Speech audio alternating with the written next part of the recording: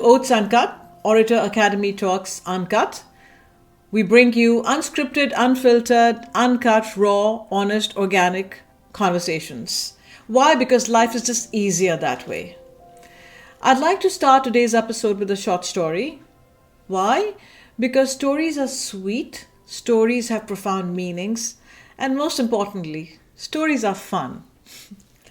This story is about a little girl, 9-year-old, let's call her Emily. Emily was 9, and as the year turned, the new year started, she was super excited. Why? Because this year she would be turning 10. And the first double digit is always much anticipated. So her birthday was in the month of June. She lived in the northern part of United States on the East Coast. And she was super excited. And her mother said to her, since this is your special birthday year, we'll give you all that you ask for. And God will give you what you ask for too, because you're such a good girl. So Emily took that word literally. And she said, Mom, are you sure I'll get what I ask for? Her mother said, Emily, you're such a sweet girl. You are so honest, so sincere. We will definitely get you what you seek for your birthday, and I'm sure God will grant your wish too. Just pray every single day without fail. Be honest in your prayers. Be sincere in your prayers. Be conscientious in your prayers. And Emily agreed happily. She was a very sweet girl. And she prayed diligently without missing a single day. Her mother was curious as to what was her daughter praying so hard for. So she sat her down one day and just out of curiosity did probe her and asked her, Darling, I see that you are really praying hard and praying every single day without fail. What is it that you are asking for from God?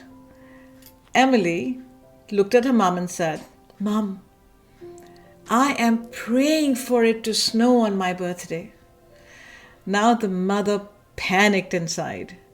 Of course, she didn't show that to her daughter, but inside she started to crumble because now she's thinking, the month of June in North America, there isn't going to be a snow.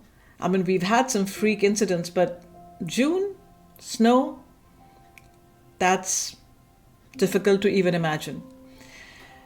And she was already feeling heartbroken. The mother was already beginning to feel heartbroken for her daughter's disappointment on her birthday, when after 6 months of praying, she doesn't see snow. Then what? Will she lose her faith? What will happen?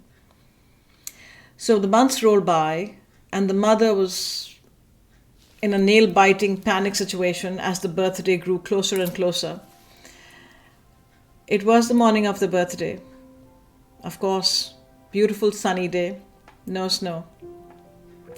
The mother tiptoed to the daughter's bedroom, hugged her, kissed her, wished her a very happy birthday, and then apologized to her on behalf of the divine forces and said, Darling, I'm so sorry.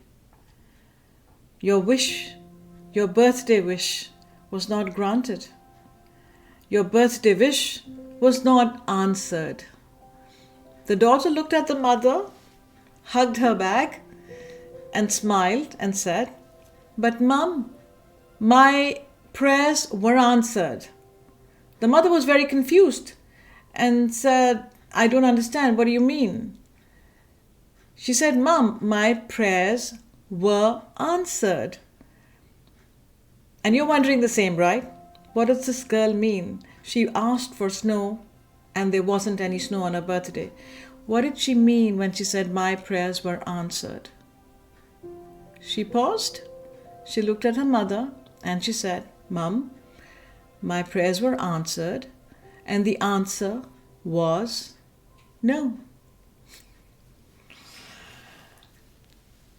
The mother didn't know what hit her. How could this girl, barely turning 10, be so profound in her approach? Yes, it never occurred to us that no could also be an answer. Early on, when we started OATS Uncut, we had one of a very candid conversations with two of my students, Roma and Sanvi. And we were just randomly sitting and chit-chatting, and the subject came up about the power of no. And then I was talking to a friend, and their 6-year-old son, who sometimes watches OATS Uncut episodes on his mother's laptop, sent a message to me saying, "Hi, Miss Vineeta. I watch OATS Uncut. I like watching OATS Uncut on mommy's laptop. And my favorite episode is The Power of No." I watched OATS Uncut when mommy works on laptop, and my favorite episode is The Power of No. It is so fascinating that the word no, delivering and receiving, that we struggle with as adults, children are so comfortable with.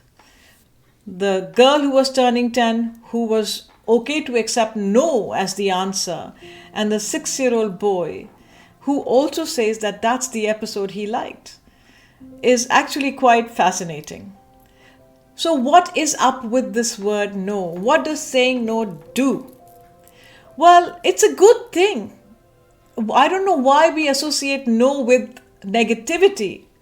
No is actually a very powerful word. The word no actually helps us reclaim our time and energy. It helps us set boundaries, define boundaries. It shows the confidence and self-respect we have in ourselves, for ourselves, when we have the capability of saying no to something. Now, why do we struggle with the word no? We struggle because we struggle for fear of disapproval. We don't want to hurt anybody's feelings. We struggle with no out of guilt of disappointing people that we said no. Maybe they only expect a yes from us. We struggle because sometimes our culture or cultural expectations, societal expectations, professional or even sometimes gender expectations and pressures create that expectation, so to say, that no will not be accepted. And when we have to say no in that situation, it makes us uncomfortable. So what do we need to know? What do we need to do? Well, first we need to understand that no is a sentence. It's not just a word, it's actually a complete sentence. And when you say no to something or to someone, you are taking the control in your hands. You are saying yes to yourself. You are showing strength of conviction, of self-affirmation. And also, being able to say no is not just being disrespectful. It's not being disrespectful. It's not being dismissive.